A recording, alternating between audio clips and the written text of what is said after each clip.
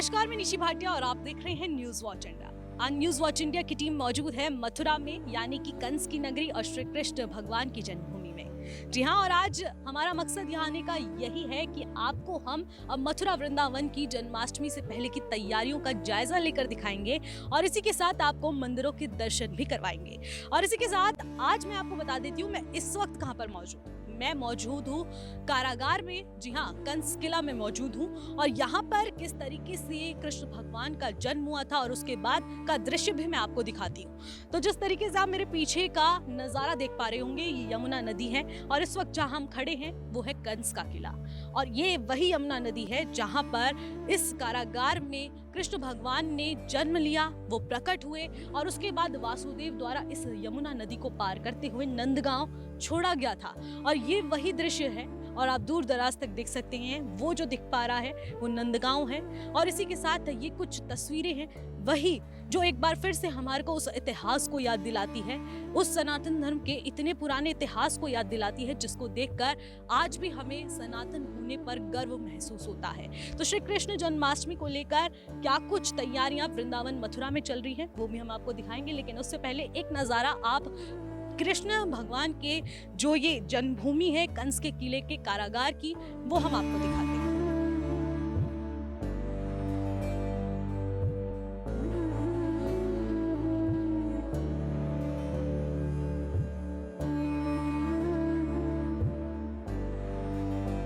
श्री कृष्ण भगवान के अलावा उनके दो और पुत्र थे देवकी के। और इसी के साथ आपको बता दें कि वासुदेव जी की दो पत्नियां थी, एक रोहिणी और देवकी। और इसी के साथ कृष्ण भगवान के भाई बलराम और इसी के साथ उनकी जो बहन थी सुभद्रा, वो भी उनका एक बहुत ही महत्वपूर्ण इतिहास माना जाता है और उनकी मान्यता भी पूरे देश भर में है। और इसी के साथ साथ सनातन धर्म में जब कृष्ण भगवान को पूजा जाता है तो बलराम और सुभद्रा को भी पूजा जाता है। और इसी के साथ कंस किले में ये आप जो दीवारें देख पा रहे हैं, ये उसी बात का गवाह देती हैं कि किस तरीके से यहाँ पर कृष्ण भगवान का जन्म हुआ, कहाँ उनको इस कारागार में रखा गया था।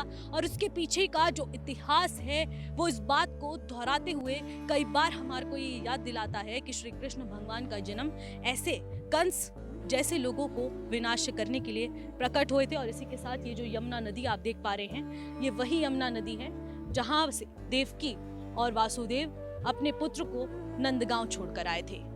तो एक नज़ारा आप इस तरफ भी देखिए कि किस तरीके से ये वही यमुना नदी है जिसको सनातन धर्म में पूजा जाता है, गंगा माँ को पूजा जाता है। और ये जो गांव आप देख पा रहे हैं दूर दराज, वो नंदगांव है जहां पर अब श्री कृष्ण जन्माष्टमी को भी धूमधाम से मनाया जाएगा। कंस किले के बिल्कुल सामने कंसेश्वर महादेव मंदिर भी यहाँ पर स्थापित है और इसकी प्राचीनता काफी पुरानी है। और इसी के साथ यहाँ पर मौजूद उनके पुजारी से भी बातचीत कर लेते हैं कि इस कंसेश्वर महादेव मंदिर का कितना पुराना इतिहास है और ये कंस किले का क्या कुछ इतिहास है जहाँ से श्री कृष्ण भगवान प्रकट हुए थे। तो पुजारी जी, मैं आपसे जानना चाहूंगी इसके पीछे का क्या कुछ इतिहास है? पीछे का इतिहास क्या है, कंस को वध करने के बाद में जब कृष्ण भगवान ने गुरुकुल में चले गए तो यहाँ पुराण के हिसाब से उनकी दादाजी जो है यहाँ पर शासन में बैठे उग्रसेन। तो लेकिन कंस का ससुर जरासन जो है ना बहुत बलशाली था, वो मथुरा को बसने नहीं दिया। और कृष्ण भगवान आकर कई बार लड़ाई करने के बाद में लास्ट में हार कर वो यहाँ से द्वारिकाधीश के लिए द्वारिका चले गए अपना प्रजाओं को लेकर। ये वर्षों उजड़ा पड़ा रहा। सन 1000 के आसपास में राजा मनु, राजस्थान का राजा, उन्होंने इसको अपने कब्जे में लिया और मथुरा को बिल्कुल राजस्थान शैली से बनाया। पत्थर का सड़क बनाया, पत्थर का महल बनाया, पत्थर का मंदिर बनाया, सब कुछ पत्थर पे ही उन्होंने बनाया। और धीरे धीरे कार्यक्रम के साथ साथ वो खंडित होती चली जा रही है। और उसने ये किला अपना सेनापति के लिए बनाया था। और इतिहास देख पा रहे हैं, यहाँ से यमुना नदी है और ऐसा माना जाता है कि यहाँ से वासुदेव जी नदी पार करके नंदगांव कृष्ण भगवान को लेकर गए थे। मतलब आप तो ये किला कह सकते हो ना, ऐसे तो यहाँ से पार नहीं हुए थे। गोकुल के बराबर में जहाँ जन्मभूमि है ना, जन्मभूमि के बराबर में वहाँ पार करी थी। क्यों? जन्मभूमि जो उनकी कारागार था, कंस का कारागार जन्मभूमि था, तो जन्मभूमि से सीधा वहाँ गोकुल के लिए पार किए थे। लेकिन वो तो पुरातत्व पुराणों में है, लेकिन वास्तविकता ये है कि इस वक्त जो राजा मनु ने बनाया था मथुरा को जिस हिसाब से, उसका भी खंडित होती चली जा रही है, नया नया चीज़ बनती जा रही है, पुराना टूटती जा रही है। अब ये है इसकी इतिहास है। लेकिन ये है कि सबसे बड़ी बात ये है कि पौराणिक काल का 3 चीज़ यहाँ मौजूद है। एक जमुना जी और ये धरती ब्रज और गोवर्धन महाराज है। ये 3 चीज़ जो कि कंस की ज़माने यानी कृष्ण के ज़माने का है। बाकी हम सोचेंगे कि इतनी दिन पुराने कैसे कोई चीज़ तो रुक नहीं सकती है, संभव भी नहीं, हमारी साइंस में भी इतनी संभव नहीं है कि इतना लंबा रुक सके। तो वही खंडित होती है, नहीं बनती है। और इसी के साथ श्री कृष्ण जन्माष्टमी यहाँ पर किस तरीके से मनाई जाती है? भैया उनकी तो ये मुख्य पर्व है, कृष्ण की जो जन्माष्टमी जो है ना, ये मुख्य पर्व है। और ये जन्मभूमि से लेकर घर घर में मनाया जाता है। वृंदावन में, गोकुल में, बरसाना में, नंदग्राम में, यानी पूरा ब्रज मंडल में इसका धूम मचती है। और दूर दूर से लोग आते हैं, इतना भीड़ होता है, इतना भीड़ होता है कि आदमी चलना बैठना उठने के लिए परेशानी होता है। कंस किले के पास यहाँ पर जो कंसेश्वर महादेव मंदिर है, वहाँ के पुजारी ने बताया कि यहाँ पर जो नंदगांव है और आसपास के क्षेत्रों में काफ़ी धूमधाम से कृष्ण जन्माष्टमी मनाई जाती है। घरों घरों में झूले लगाए जाते हैं और बेहद धूमधाम के साथ यहाँ पर जन्माष्टमी मनाई जाती है। तो चलिए अब आपको लेकर चलते हैं वृंदावन के कई ऐसे मुख्य मंदिर और ऐसे प्राचीन मंदिर जहाँ पर कृष्ण जन्माष्टमी का महत्व साफ तौर पर देखा जाता है।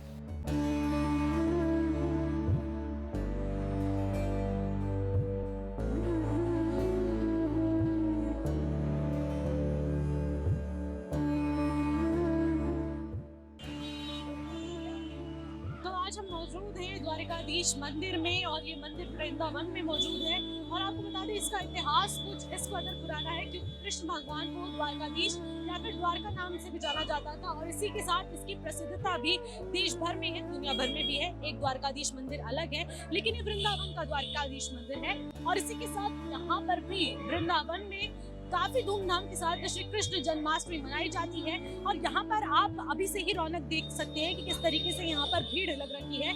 यहाँ पर लोग लगातार दुनिया और देश भर से आते हैं और इसके अलावा यहाँ पर भक्तों का तांता लगा दिखता है। और इसी के साथ साथ यहाँ पर अब बाजारों में तैयारियां जोरों शोरों से शुरू हो चुकी है। यहाँ पर कृष्ण भगवान के वस्त्र से लेकर श्रृंगार तक सब कुछ बिकता है। और इसी के साथ अब इस द्वारकाधीश मंदिर को भी अब सुंदर तरीके से सजा दिया जाएगा। और इसी के साथ कुछ तस्वीरें हम आपको इसलिए भी दिखा रहे हैं क्योंकि ये मंदिर बेहद खूबसूरत है और इसकी मान्यता कुछ अलग ही है। पर भी झूला लगाया जाता है, दुनिया भर से यहाँ लोग आते हैं और इसकी मान्यता अब श्री कृष्ण जन्मभूमि में भी देखने को मिल सकती है। तो कुछ लोग हमारे साथ यहाँ मौजूद हैं, तो उनसे भी जान लेते हैं। आपको पता है श्री कृष्ण जन्माष्टमी आने वाली है? हाँ, तो आपको पता है यहाँ पर क्या कुछ होता है? यहाँ का नहीं पता, मथुरा का पता। जन्माष्टमी जोरदार मनाते हैं। तो यहाँ पर कैसी मनाई जाती है? महाराष्ट्र में कैसी मनाई जाती है? महाराष्ट्र में वैसी मनाते, जहाँ ऐसी मनाते। 12 बजे जन्माष्टमी मनाते, जन्म होता है कान्हा जी। नॉर्मल मनाते हैं मथुरा में बहुत अच्छा मनाते हैं, हमारे इधर नॉर्मल मनाते हैं। यहाँ की जन्माष्टमी बहुत अच्छी है, इसके बारे में मालूमात नहीं है लेकिन अच्छी रहती है। द्वारकाधीश में श्री कृष्ण जन्माष्टमी किस तरीके से मनाई जाती है? धूमधाम से मनाई जाती है। द्वारकाधीश एक मथुरा प्राचीन स्थान है, यहाँ भगवान का जन्म हुआ। वो यहाँ भगवान का स्वयं अभिषेक करने आते हैं। यहाँ पर यह धूमधाम से मनाई जाती है। ये प्राचीन मंदिर है, 250 साल पुराना मंदिर है। जयपुर का राजा था, उसके पास में धन था, मन था, मगर संतान नहीं थी। संतान होने की खुशी में शासी मनसोना लेके आया था दान करने के लिए। हमारे पूर्वजों ने दान का इनकार कर दिया, तो यहाँ यमुना जी से मनोकामना मंगवाई। 9 महीने के अंदर में यमुना जी ने मनोकामना पूरी की। 61 साल की उम्र में उसके पुत्र हुआ। पुत्र होने की खुशी में 3 मंदिरों का निर्माण कराया। पहला मंदिर मथुरा में द्वारकाधीश का, यह 12.5 मन सोना दान किया, 24 मन चांदी दान की। भगवान के माथे पे ठोड़ी में हीरा जवाहरात पन्ना मस्तक का श्रृंगार होता है। आज भी भगवान की 4 झांकी सुबह होती है और 4 झांकी शाम को होती है। यहाँ भगवान कृष्ण जन्मभूमि पे जन्म हुआ। होते ही भगवान को वासुदेव जी गोकुला ले गए। ये विश्राम घाटे बाजू में खाले वासुदेव करे पुकार, कैसे जाऊं यमुना पार, चरण छुए यमुना महारानी, गुटगुन गुटगुन हो गया पानी। भगवान श्री कृष्ण की यमुना जी पहली पटरानी है। अब किस तरीके से हम जन्माष्टमी की तैयारियों को देख पा रहे हैं? क्या कुछ तैयारियां भी चल रही हैं? अभी जन्माष्टमी की जितनी भी तैयारियां हैं वो सब धीरे धीरे यहाँ पर शुरू हो चुकी हैं। और जन्माष्टमी तो श्रावण शुरू होता है, उसी समय से मंदिर में हिंडोले और घटाओं के दर्शन शुरू हो जाते हैं। अभी तक ठाकुर जी की 9-8 घटा हो चुकी हैं। आज लहरिया घटा का दर्शन है मंदिर में। उसके बाद पूर्णमासी रक्षाबंधन के दिन भगवान की सफेद घटा का, लास्ट घटा का दर्शन होगा। उसके बाद ठाकुर जी के हिंडोले चलेंगे, जो भगवान झूले में झूलते हैं, सोने चांदी के झूलाओं में द्वारकाधीश झूलेंगे। उसके बाद जन्माष्टमी वाले दिन रात्रि 12 बजे पर ठाकुर जी का पंचामृत अभिषेक होगा। उसके तदुपरांत ठाकुर जी का श्रृंगार का दर्शन होगा रात में, और फिर उसके बाद सुबह में मंदिर का दर्शन बंद रहेगा। शाम को दर्शन खुलेगा, नंदोत्सव का दर्शन, ठाकुर जी का नंदोत्सव मनाया जाएगा जो दिन। और कृष्ण जन्मभूमि पर सबसे पहले ठाकुर जी का जन्मोत्सव होता है। उसके बाद समस्त मंदिरों में, मथुरा वृंदावन के में ठाकुर जी का जन्मोत्सव मनाया जाता है। राधे राधे। तो जिस तरीके से हमने द्वारकाधीश मंदिर के आपके दर्शन करके दिखाए हैं और इसी के साथ आपको बताया है कि किस कदर यहाँ पर अब श्री कृष्ण जन्माष्टमी को लेकर धूम देखने को मिल रही है। 10 दिन पहले से ही यहाँ पर सजावट शुरू हो जाती है और यहाँ पर लगातार पूजा अर्चना भी तेज हो जाती है और श्री कृष्ण जन्माष्टमी पर अलग ही रौनक देखने को मिलती है। तो चलिए अब आपको बांके बिहारी मंदिर की ओर लेकर चलते हैं और दिखाते हैं वहाँ पर भी क्या कुछ तैयारियां चल रही हैं।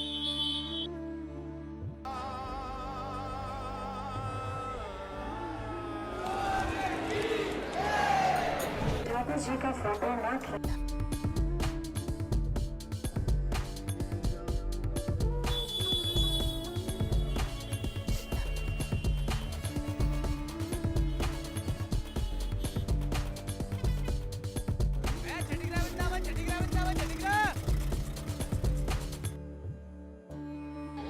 अब हम बांके बिहारी मंदिर पहुंच चुके हैं और यहाँ पर भी श्री कृष्ण जन्माष्टमी को लेकर काफी ज्यादा धूमधाम देखने को मिल रही है। और तो कुछ तस्वीरें मैं आपको दिखा देती हूँ। ये बांके बिहारी मार्ग है, यहाँ पर आगे जाकर मंदिर है और यहाँ पर श्रद्धालुओं का तांता आप देख सकते हैं किस कदर लगा हुआ है। प्रतिष्ठानों की दुकानें देखने को मिल सकती हैं और इसी के साथ यहाँ पर जो वस्त्र की दुकानें हैं वो भी सजी हुई हैं और इसी के साथ यहाँ पर अब श्रृंगार शुरू हो चुका है। और जन्माष्टमी को लेकर क्या कुछ तैयारियां हैं, यहाँ के आसपास के लोगों से भी जानने की कोशिश करते हैं कि बांके बिहारी मंदिर में श्री कृष्ण जन्माष्टमी किस तरीके से मनाई जाती है। तो चलिए अब लोगों से भी जान लेते हैं। बांके बिहारी मंदिर में श्री कृष्ण जन्माष्टमी की क्या कुछ तैयारियां चल रही हैं? ये अनोखा इसलिए होता है क्योंकि ठाकुर जी गर्भगृह से बाहर आ जाते हैं। तो बाहर आने का ये है कि जन्माष्टमी में उनके जो दर्शन है वो साल में एक बार होते हैं। तो उस दर्शन का लाभ लेने के लिए लाखों लोग आते हैं और रात में आरती होती है। आरती पे लोगों की भीड़ उमड़ती है। यहाँ पे मेन देखने का वही है जो मेन आरती है ठाकुर जी का जन्माष्टमी पे। आप देखेंगे कि चारों तरफ बैरिकेटिंग रहेंगी। विद्यापीठ से यहाँ से 400 मीटर पे ही पूरी बैरिकेटिंग लगा दी जाएगी और प्रवेश जो होगा वो सीधे सीधे लाइन से दर्शन होंगे ठाकुर जी के। और अभी तो व्यवस्था ये भी है कि ऑनलाइन सुनने में आ रहा है कि ऑनलाइन दर्शन होंगे ठाकुर जी के। टीवी लगा दी जाएंगी बाहर रोड पे, तो टीवी से ही दर्शन होंगे भीड़ का अभाव देख के। रही जन्माष्टमी वाली बात, तो जन्माष्टमी तो मथुरा में बनती है, जन्मभूमि में। कृष्ण जन्मभूमि है मथुरा, असली तो जन्मभूमि वहाँ की है और जन्म का स्थान वही है। ये तो बांके बिहारी मंदिर है। यहाँ पे जो दर्शन है वो खाली ठाकुर जी की आरती का मेन दर्शन है जन्माष्टमी वाले दिन। बाकी का कृष्ण जन्माष्टमी मथुरा आप जाएंगे वहाँ पे मेन दर्शन है ठाकुर जी का, जन्म वहाँ हुआ है। यहाँ तो बांके बिहारी बैठे हुए, ये तो मेन दर्शन है ठाकुर जी का, मेन मंदिर है वृंदावन में। आनंद भाई और जय कन्हैया लाल की। तो हम तो मेन इसी बात को फोकस करते हैं, दीने पाल की। ठाकुर जी का दरबार है, हमको तो बहुत खुशी है। अभी से खुशी है, अभी जन्माष्टमी आई नहीं है, उससे पहले खुशी है। लेकिन जो मेन है यहाँ तो भीड़ और ठाकुर जी का दर्शन है मेन बिहारी जी का। बांके बिहारी जी बाहर आते हैं गर्भगृह से और आरती का सबसे बड़ा प्रमुख दर्शन है यहाँ। लोग किस तरीके से जन्माष्टमी मनाते हैं? जन्माष्टमी उत्सव जो ठाकुर जी का बनता है धूमधाम से बनता है वृंदावन में। बांके बिहारी का आनंद से बनता है। शाम का भजन होता है, शाम को रात को 12 बजे जन्म होता है ठाकुर जी का। आनंद से आरती होती है ठाकुर जी की और जन्म धूमधाम से मनाया जाता है। ठाकुर जी के दर्शन जो होते हैं ना, ठाकुर जी के समय जो बाहर होते हैं बांके बिहारी के दर्शन धूमधाम से। जो मंदिर है बांके बिहारी का, जहाँ पे ठाकुर जी का आरती होता है वैसे। और उसके बाद जो जन्म मथुरा में ठाकुर जी का मंदिर उत्सव होता है वहाँ पे सीधा, जो भी सब बांके वहाँ पे होता है बांके बिहारी वृंदावन में। तो किस कदर आप जन्माष्टमी मनाते हैं? ठाकुर जी का जन्मोत्सव बहुत धूमधाम से होता है यहाँ पर। ठाकुर जी को जन्माष्टमी वाले दिन वो स्पेशल दिन होता है क्योंकि कान्हा ने, हमारे लाला ने जन्म लिया। तो उस दिन ठाकुर जी, बांके बिहारी जी, जितने भी मंदिर हैं ब्रज में, सब पीला वस्त्र पहनते हैं। और ठाकुर जी का जो भोग है वो भी स्पेशल है। हर त्योहार पर जैसे हरियाली तीज पे घेवर का लगता है, फैनी का लगता है। और इस जन्माष्टमी वाले दिन ठाकुर जी को पाक का भोग लगाया जाता है पूरे ब्रज में। स्पेशल बांके बिहारी में खोए को भुना जाता है, उसमें मेवा वगैरह डाला जाता है और ठाकुर जी का भोग उसका उस दिन लगता है, जो खाली ब्रज के लोगों को ही पता होता है, बाहर से आने वाले यात्रियों को नहीं पता होता है। पूरा दिन भर पूरा रस रहता है, व्यवस्था बहुत बढ़िया होती है। यहाँ पे तो बहुत सारी बिहारी जी महाराज की हाजिरी है, बहुत से लोग दर्शन करने आते हैं, बहुत से लोगों को दर्शन नहीं मिल पाते हैं जन्माष्टमी पे, हैं जी। बहुत से लोग आधे ही लौट के चले जाते हैं यहाँ पे, हैं। यहाँ पे सब ठाकुर जी की हाजिरी है, जिसकी इच्छा होती है उसी को दर्शन देते हैं, जिसकी नहीं इच्छा होती है उसको नहीं दर्शन देते हैं। हम तो इतना बोलते हैं सब ब्रजवासी, नंद के आनंद भयो जय कन्हैया लाल की, और हाथी दीने घोड़ा दीने और दीनी पालकी। यहाँ आने के बाद एक चीज़ देखा कि जो हमारे गिरधर गोपाल के मंदिर के पास जो मस्जिद बनी है, योगी जी को याद किया कि शायद आने वाले समय में वो मस्जिद भी हट जाए। बस यही तमन्ना लेके हम जा रहे हैं। तो आप चाहते हैं कि श्री कृष्ण जन्माष्टमी में ये तोहफा मिल जाए? ये तोहफा मिलना चाहिए, मस्जिद हटना चाहिए। हमारे सनातन धर्म की सबकी इच्छा है कि वहाँ से मंदिर हट जाए, गुम्बद दिख जाता है तो दिल कलेजा फट जाता है। राधे राधे राधे राधे की गूंज आपको सुनाई दे रही है पीछे। तो कुछ इस तरीके से यहाँ पर श्री कृष्ण जन्माष्टमी को लेकर हर्ष और उल्लास देखने को मिल रहा है। और यहाँ पर बांके बिहारी मंदिर है कुछ ही दूरी पर, और यहाँ पर तैयारियां शुरू हो चुकी हैं। अब चलिए आपको लेकर चलते हैं प्रेम मंदिर पर, जहाँ पर आपको दिखाएंगे क्या कुछ तैयारियां चल रही हैं। और इसके बाद प्रेम मंदिर के बाद चलेंगे हम प्रियकांजू मंदिर में, जहाँ पर जन्माष्टमी को लेकर खूब धमाल देखने को मिलेगा।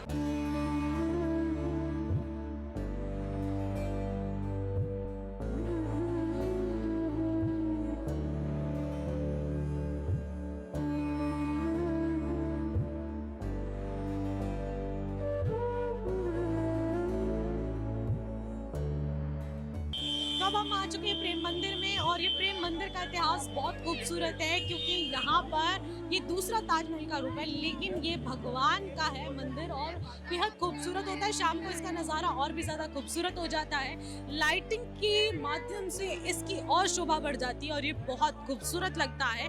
और अब इस समय भक्तों का तांता लग जाता है। तो आपको बता दें कि यहाँ पर बहुत ही खूबसूरत तरीके से पूरा मंदिर सजा हुआ है, और इसी के साथ जन्माष्टमी को लेकर भी यहाँ पर लाइटिंग के माध्यम से और भी ज्यादा इसकी शोभा बढ़ा दी जाती है।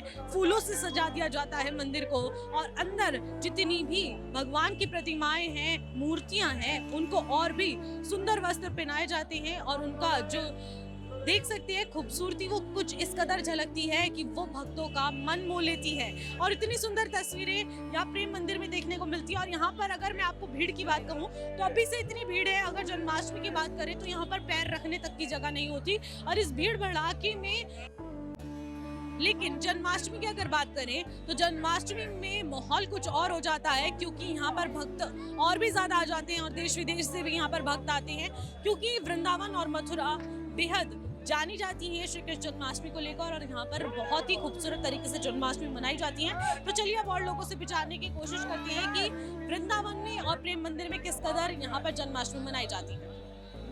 श्री कृष्ण जन्माष्टमी को लेकर यहाँ पर आपको क्या लग रहा है, तैयारियां जोरों पर है? तैयारी बहुत जोर से होगी।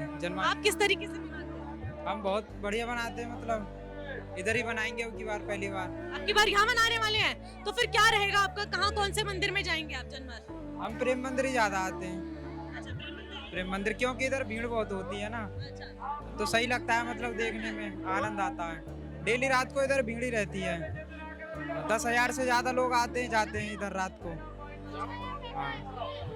आप कहाँ से? धौलपुर राजस्थान। राजस्थान से? हाँ। पहली बार आए हैं? पहली बार। हम जन्माष्टमी अच्छे तरीके से मनाते हैं, मतलब इधर नहीं मनाते हैं, गाँव में मनाते हैं। हाँ, मतलब जन्माष्टमी बाहर से कलाकार आते हैं और अच्छी तरीके से मनाए जाते हैं। नौटंकी भी, रामलीला भी वगैरह होती हैं। इधर तो पहली बार आए हैं। तो श्री कृष्ण जन्माष्टमी का आपको पता है महत्व क्या होता है? इसका महत्व हमें मालूम नहीं होगा, किसको, हम हिंदू हैं, हमारे लिए इसका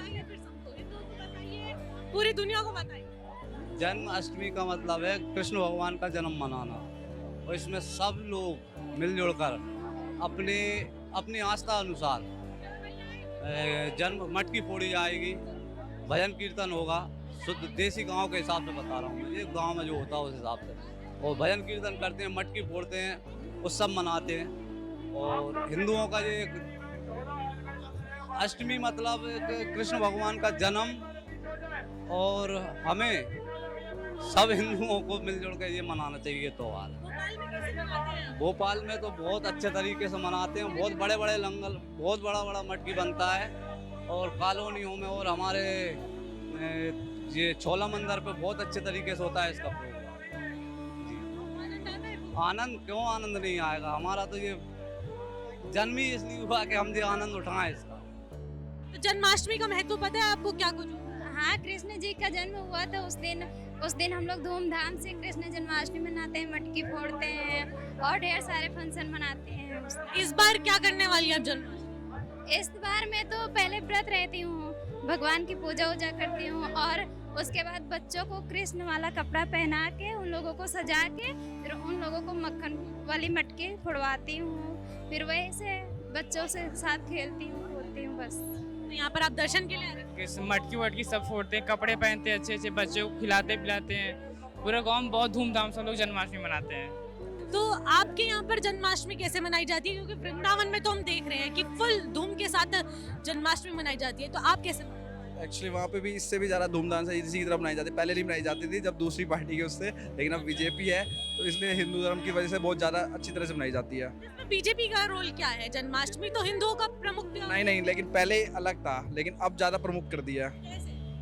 अब एक्चुअली अकॉर्डिंग फॉर मोदी। अच्छा, तो मोदी जी कहीं ना कहीं पक्षपात कर रहे हो?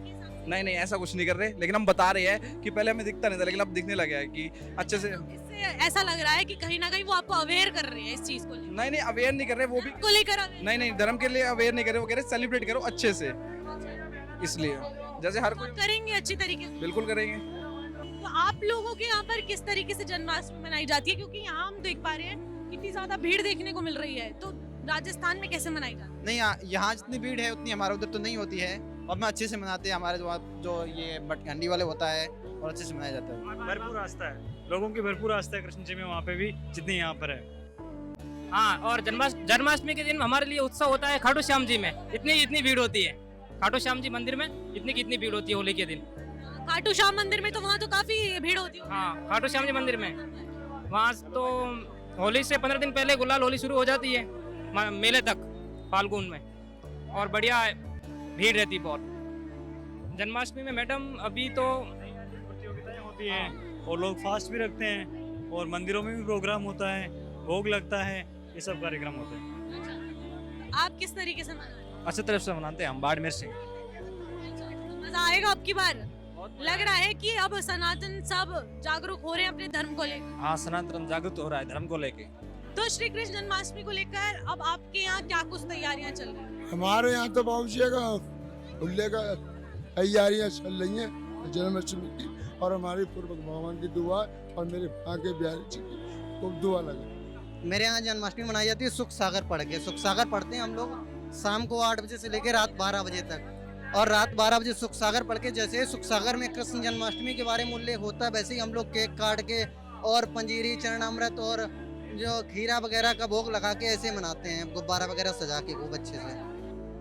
जन्माष्टमी जैसे हर बार मनाई जाती है, दही हांडी फोड़ के हमारे एरिया में चलता है, हमारे जिले में, बालाघाट जिले में, जो कि कान्हा नेशनल पार्क सुने होंगे आपने, वहाँ से हम लोग कान्हा नेशनल पार्क से वही जिले में रहते हैं। तो दही हांडी बहुत जोरदार फोड़ी जाती है। इस बार भी हम कुछ नया करने की सोच रहे हैं यहाँ के, और नई ऊर्जा का संचार है तो कुछ और नया होगा। देखिए, एक नई ऊर्जा का संचार हो गया है यहाँ से, जबकि मालूम है कि 7-8 तारीख में जन्माष्टमी आने वाली है, और राधा रानी का प्यार और बाकी बिहारी की शरण में है। तो यहाँ से एक नई ऊर्जा का संचार लेके जाएंगे, और गांव में विशेषकर हम लोग शहरी क्षेत्रों में रहते हैं पर ग्रामीण एरिया से हैं, तो वहाँ अलग ही प्रेम है वहाँ पर राधा रानी को लेकर और बाकी बिहारी को लेकर। तो यही कहूँगा, राधा रानी सभी की मनोकामनाएं पूर्ण करे। राधे राधे। भारत जो देश है युवा तरुणाओं का देश है। यहाँ पर 140 करोड़ जनसंख्या है, उसमें कम से कम 50 करोड़ जनसंख्या युवाओं की तो होगी यहाँ पर। तो एक युवाओं में जो भक्ति भाव जगा है, यहाँ भी देख लिए हमारे आजू बाजू सभी युवा हैं।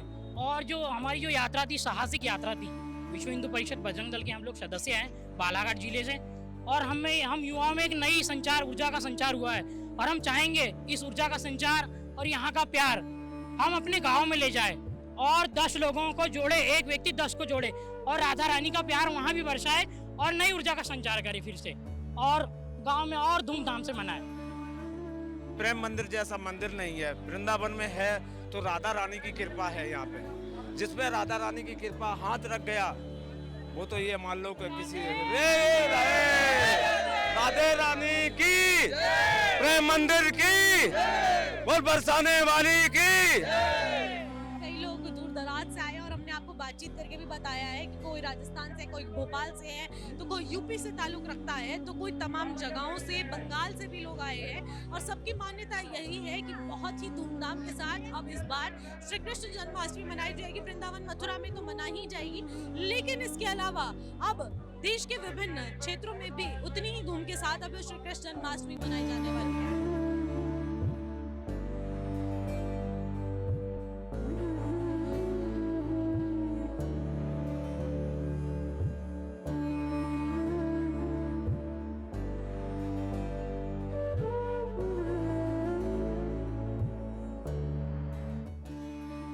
अब हम प्रियकांत ज़ू मंदिर में आ चुके हैं और यहाँ पर भी अब भक्तों की मान्यता का कोई भी जिसे कहेंगे तोड़ नहीं है। और यहाँ पर किस कदर भक्तों की भीड़ लगती है जन्माष्टमी की, तो उसको भी हम आपको दिखाएंगे। लेकिन उससे पहले आप एक नज़ारा जन्माष्टमी से पहले का देखिए कि यहाँ पर कितनी सुंदर लाइटिंग्स के माध्यम से प्रियकांत ज़ू मंदिर को सजाया गया है। और इसी के साथ इसको लोटस टेम्पल के नाम से भी जाना जाता है, लेकिन इतना खूबसूरती के साथ इसको व्हाइट मार्बल से डिजाइन किया गया है। और जन्माष्टमी के दिन यहाँ पर और भी खूबसूरती के साथ फूल मालाओं से पूरे मंदिर को सजा दिया जाता है। और इसके अलावा यहाँ लाइटिंग से भी एक शो कर दिया जाता है और यहाँ पर श्री कृष्ण प्रतिमाएं बेहद खूबसूरती के साथ नजर आती हैं। तो यहाँ पर अब भक्तों का तांता लग जाएगा। और इसी के साथ हमने आपको बांके बिहारी मंदिर के दर्शन कराए, द्वारकाधीश के दर्शन करवाए और भी तमाम मंदिरों के हमने आपको दर्शन करके बताए हैं कि किस कदर अब जन्माष्टमी को लेकर पूरे वृंदावन मथुरा में तैयारियां चल रही हैं। तो फिलहाल मेरे साथ बस इतना ही। वीडियो जर्नलिस्ट दीपक के साथ मैं निशी भाटिया।